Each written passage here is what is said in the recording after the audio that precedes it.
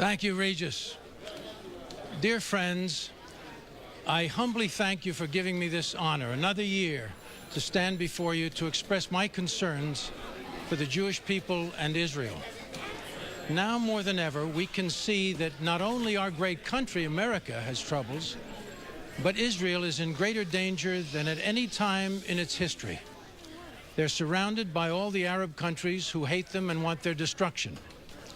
We must all let President Obama know that Israel cannot make concessions to Palestinians as long as they call for their destruction and do not want them to sit down with Prime Minister Netanyahu to talk and negotiate a true peace, and their willingness to agree that they will recognize Israel as a Jewish state.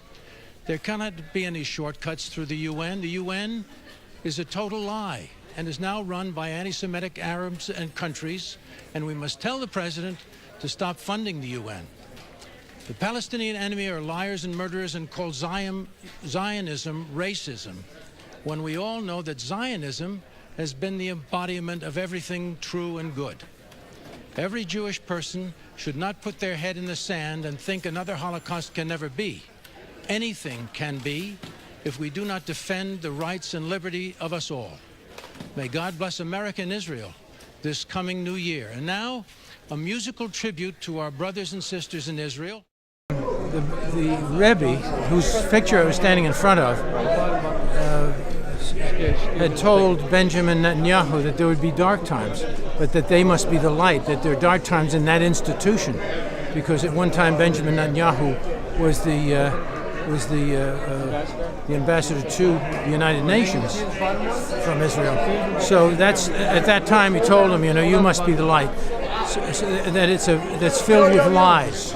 That thing will be filled with lies. That those buildings will be filled with lies, and it is a house of lies. Unfortunately, it's so corrupt and so without truth that all of the morality is completely upside down.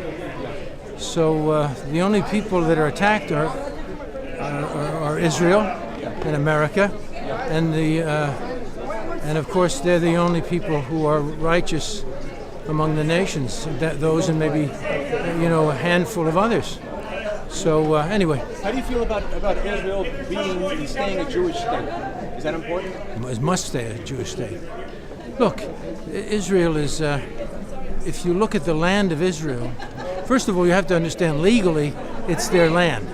Legally, because the mandate in 1922 of the League of Nations stipulated that this was to be reserved. This land, all of it, was to be reserved for a homeland, for the historic homeland for the Jewish people. Including Jordan at one time, 1922, they took that part away, which was 80% of it. But then the understanding was that what was left, which was everything west of the Jordan River to the Mediterranean, was Israel, and that's what it is. And if you look at the areas of Samaria and Judea, which the Palestinians are now trying to say is their land, it's all land that's marked, every hill and every stream, with the history of the Jewish people. So it really is their land. For us to go in and tell them where they can build and where they can't build on their own land is not only asinine, but it's perverse and it's evil, I think.